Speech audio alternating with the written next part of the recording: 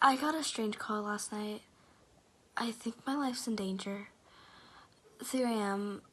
I was lying in bed, not sleeping, of course. Insomnia is a bitch, and there ain't much you can do about it. I've suffered from it on and off for my entire adult life, my teen years as well. Now that I think about it, one thing I've learned laying there with your eyes closed in bed, it's not as restful as actual sleep. It can be pretty boring, but it helped a little with the exhaustion the next day. But trouble sleeping was the least of my concerns that night. I got a phone call which was more than a bit odd. Some of my friends were still out at this hour, but I don't usually get calls this late or this early. Take your pick. The number was unfamiliar, so I refused the call. Probably a missed dial, I thought. A few moments later, it rang again. Same number. I shook my head. Probably one of those so-called friends. Maybe they lost their phone, had to borrow another. I had no clue, but I decided to pick it up anyways. The voice on the other end was unfamiliar. It was a woman's voice, and a particularly gentle one, with a distinct ring of urgence. She spoke. "Please, whatever you do, don't hang up. You don't know me, but I promise you, I only want to help you." I was so confused. Like, who wouldn't be? But I opened my mouth. I heard a gentle knock at my bedroom door. Fear immediately took my hold. Somebody was in my apartment. I started to reach for the revolver in my bedside table, but the woman spoke again. "Don't answer the door. It can't get in if it's locked." Ignoring her, I grabbed my gun. As I stood up, she spoke again, louder, more urgently. "Don't unlock the door. Please. I promise you, everything will be fine, but you absolutely mustn't let it in." The knock repeated, a bit louder this time. I found myself hesitating. The woman on the phone breathed a sigh of relief, and my anxiety started to grow. I still hadn't said anything yet, so why was she so relieved? "I know it doesn't make sense, and I know you don't have any reason to listen to me, but no matter what, I promise you that you will be okay if you listen to my instructions." I finally responded to her and asked, "Who are you? What's going on?" Not the most creative line of questioning, but she answered, "I'm a friend, and you would never believe me. I'm sorry to say, nobody ever does, but sometimes they listen, and when they do, they make it to the end. They survive. So please, don't hang up, and whatever you do, don't unlock your door." As she spoke, she seemed on the verge of tears. Again, I opened my mouth to reply. This time, the knock on my door was booming. The sound of a fist slamming against the thin, hollow wood. I stepped back.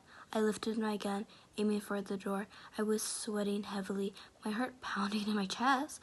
The air felt thick, and I wanted nothing more to pull the trigger. But then, all at once, it stopped. I wasn't afraid or even anxious. The woman on the phone, a bit less tense, said, "It's gone for now. It will come back. And when it does, you must not open the door." I started to ask another question, but she interrupted me. "You left your front door unlocked. Go and lock it now, please." I stepped narrowly towards my bedroom door and hesitated for a moment before unlocking it. My apartment seemed untouched. I knew I could not have imagined the slamming on my door, but not a single thing was out of place. My intentional hypothesis was that some sort of psychopath burglar started to feel less partial. The front door, the wind reminded me. I put my gun down on the coffee table in the middle of the living room, still holding my phone in my left hand, and moved towards the door. As I reached for it, I suddenly heard footsteps, fast, loud, rushing, and getting closer. The woman, for the first time, shouted, "Lock it! Hurry! Even one will do." I heard a hand grab the handle on the other side. Just as I slid the bolt in place outside, something snarled and knocked gently on my front door. I turned the lock in the handle as well and took a step back. "You did it. You're fine. It can't get in now. Please don't leave your apartment till the morning." The woman hung up almost immediately after, and I was left alone to think about what I had heard. I returned to my room collecting my revolver. I decided to leave it on my nightstand rather than put it back in the drawer, and increasingly I fell asleep soon after. When I woke up, it was 11 a.m., my day off, fortunately, and I started to wonder if the quote-unquote events, end of quotes, of the previous night were just a dream, but my revolver still sat on my bedside table. I went to make myself a cup of coffee and nearly jumped a foot in the air when I heard a ramping on my front door. "Open up, police business," a gruffy voice called, and I relaxed a little bit. I went over and, swallowing nervously, unlocked and opened the front door. 2 police officers were standing in the doorway, and at least 6 more were in the hall, questioning other neighbors. "What were you doing on here? Did something happen?" I asked. On the gruff officer's reply, "Last night, there was a murderer on your floor. We want to ask you a few questions." The questions were pretty standard. I didn't want to make a suspect of myself, so I obligated. After the police left, I immediately locked my door again. I was, to say the least, terrified. I still am.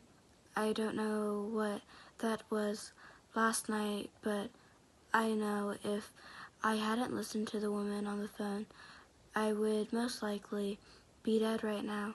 It's nearly midnight. My front door is locked and bolted. Tomorrow, I might go out and buy a big-ass lock pad just to be sure, because as I'm typing this, somebody is knocking on my front door, and I don't want to take any chances.